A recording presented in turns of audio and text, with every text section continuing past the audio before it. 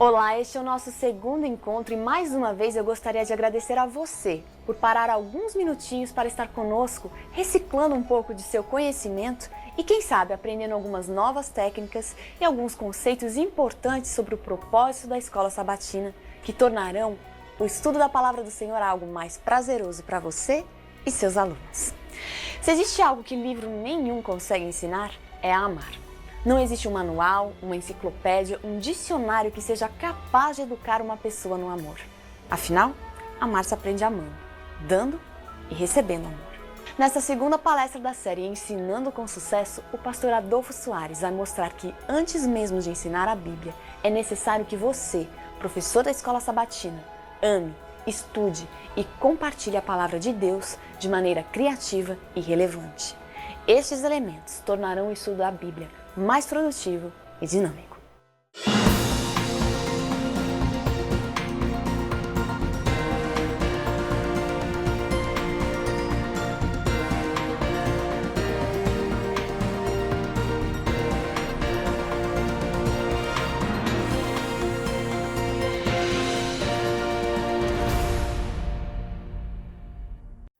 Jorge, um jovem cristão, estava se preparando para uma viagem de férias.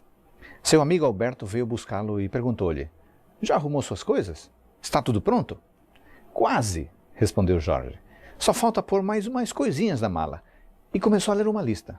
Um mapa, uma lâmpada, uma bússola, um espelho, uma cesta de comida, alguns livros de poesia, algumas biografias, uma coletânea de cartas antigas, um livro de cânticos, um livro de histórias, um metro, um prumo, um martelo, uma espada, um capacete. A essa altura, o amigo já estava apavorado. "Mas rapaz, o carro já está cheio. Não vai dar para você levar tudo isso." "Calma", disse Jorge. "Está tudo aqui."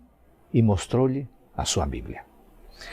De fato, a Bíblia é a concentração de diversos elementos necessários à vida humana: esperança, guia, verdade, luz, reflexão, etc. E por isso é um livro tão extraordinário que dificilmente conseguimos imaginar a história humana sem esse tesouro imensurável. Nesta ocasião vamos tratar de elementos para um estudo dinâmico da Bíblia. Em primeiro lugar, o segredo de um estudo dinâmico da Bíblia é saber fazer as perguntas certas.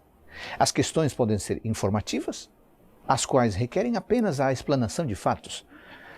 Ao mesmo tempo em que são as mais simples, as perguntas informativas também têm pouco a contribuir para o aprofundamento da percepção bíblica. Estes são alguns exemplos dessas perguntas. Quantos livros tem o Antigo Testamento? Com quantos anos morreu Matusalém? Que livros da Bíblia foram escritos pelo apóstolo Paulo? Quais são os evangelhos sinóticos? As perguntas também podem ser interpretativas, cuja função é compreender algo. Essas perguntas são cognitivamente superiores às informativas, porque requerem entendimento do que está sendo dito ou lido. Por exemplo, qual a diferença entre o livro de João e os evangelhos sinóticos? O que significa a expressão "até 2.300 tardes e manhãs e o santuário será purificado"? O que significa aceitar Jesus como Salvador e como Senhor? Quais as semelhanças e diferenças das 3 parábolas de Lucas 15? Outra modalidade de perguntas que podem ajudar a dinamizar o estudo da Bíblia são as perguntas sensitivas, cuja finalidade é detectar como o aluno se sente. A vantagem deste tipo de questões é que saem do nível puramente cognitivo, lidando com os aspectos sentimentais e emocionais da pessoa. É oportuno fazer estas perguntas a fim de estabelecer aplicações mais apropriadas e específicas, conectando o mundo bíblico ao mundo do sujeito. Alguns exemplos. Depois de ter estudado o Salmo 23, de que modo você crê que pode experimentar Deus como pastor da sua vida? O fato de ter Cristo como intercessor no santuário celestial faz diferença em sua vida? Como? Naturalmente, um estudo proveitoso e dinâmico da Bíblia precisa encontrar aplicação à vida pessoal, pois isto garante o desejo de continuar dedicando tempo e esforço à leitura da Palavra de Deus. É por isso que outro tipo fundamental de perguntas é a que pode ser chamada de aplicativa, cujo objetivo é mostrar a utilidade do estudo da Bíblia. É como se a pessoa estivesse afirmando: e daí? No que isto pode me ajudar na minha vida diária? Estes são alguns exemplos de perguntas aplicativas. Em que aspectos o estudo deste capítulo ou tema da Bíblia me fez crescer? Que decisões Deus espera que eu tome após o estudo deste assunto da Bíblia? Em segundo lugar, o estudo dinâmico da Bíblia requer escrever o que se observa e o que se descobre em suas páginas. Normalmente, nossa percepção e compreensão clara de um texto, de fato, ocorrem quando registramos nossas ideias a respeito dele. Na verdade, esta é a diferença entre ler a Bíblia e estudar a Bíblia. Quando lemos a Escritura, passamos nossos olhos nas passagens que selecionamos, enquanto que quando estudamos, tomamos cuidadosa nota daquilo que nos impacta. Por isso, o estudante sério da Bíblia precisa ter um caderno onde possa registrar suas impressões, compreensões e reações ao que lê. Essas notas, além de possibilitar um aprendizado duradouro, podem se transformar em esboços para lições impactantes e sermões verdadeiramente relevantes. Não confiemos na nossa memória, deixando escapar pensamentos ou frases que, se registrados, poderiam ser usados em diversos outros momentos. Um terceiro aspecto que contribui para o dinamismo no estudo da Bíblia é lembrar que o objetivo último do estudo bíblico é a sua aplicação e não apenas a sua interpretação. Isto significa, irmão, que todos os esforços na compreensão da palavra têm a finalidade de aplicá-la à vida diária. Afinal, como dizia o conhecido evangelista inglês Dwight Moody, a Bíblia não foi dada para aumentar o nosso conhecimento, mas para mudar a nossa vida.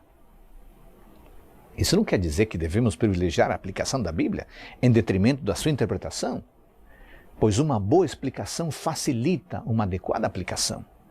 Além do que uma abordagem meramente aplicativa da Bíblia pode ser um terreno fértil para heresias e ensinos superficiais. Todavia, gastar tempo e esforço para tornar-se um erudito nos temas bíblicos tem pouco proveito se a Escritura não transformar a nossa vida. Deste modo, o professor de escola sabatina precisa extrair a ideia central do conteúdo lido, explorando-o devidamente para aprender o que foi abordado.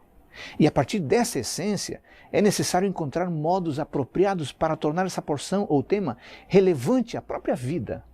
Pois antes de aplicar o conteúdo à vida dos outros, este conteúdo deve causar um impacto em minha vida, em nossa vida como professores.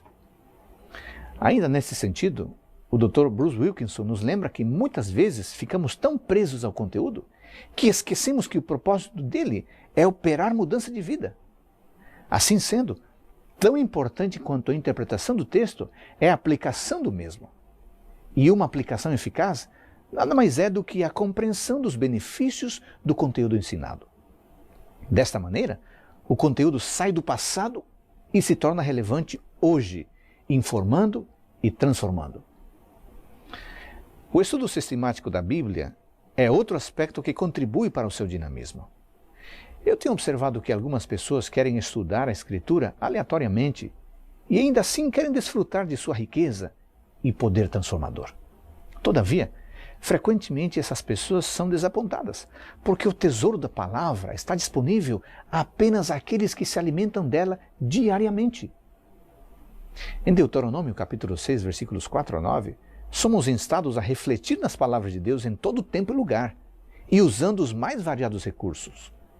Isso nos leva a afirmar que o estudo sistemático é necessário para o melhor aproveitamento, pois a natureza da Bíblia requer um estudo reflexivo e que, obviamente, não é possível isso se adotarmos um estudo rápido e casual.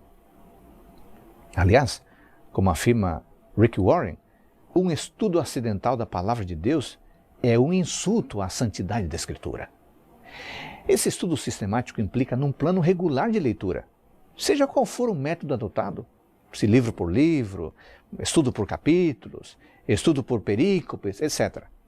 Por outro lado, estudar a Bíblia de modo aleatório, fortuito, equivale a considerá-la um livro comum, não merecedor de nosso tempo e de nosso esforço. Finalmente, O estudo dinâmico da Bíblia jamais esgotará a riqueza de qualquer passagem da Escritura. Isaías capítulo 55, versículos 8 e 9, falam a respeito da infinita superioridade dos pensamentos divinos em relação aos pensamentos humanos. E considerando que a Escritura contém pensamentos de Deus numa linguagem humana, devemos então admitir que jamais teremos condições de exaurir a riqueza escondida nas palavras que compõem os versos e capítulos da Bíblia. Claro, isso não deve desestimular-nos no seu estudo. Ao contrário, deve lembrar-nos que por mais que cavemos profundamente e diversas vezes em busca de tesouros, ainda poderemos continuar explorando e achando pérolas escondidas nas mesmas histórias, parábolas ou exortações que já tantas vezes lemos e estudamos. Diante de um livro tão especial, dádiva do céu à terra, o que podemos fazer? Temos apenas uma alternativa correta: estudar, amar esse livro e seguir os seus preceitos. Faça isso e você será não apenas um ótimo professor de escola sabatina, mas acima de tudo, um fiel e feliz filho de Deus. Querido professor e querida professora da escola sabatina, que Deus abençoe o seu ministério, a fim de que você continue sendo uma bênção sábado após sábado na sua classe e que o Espírito Santo o capacite para este sagrado magistério.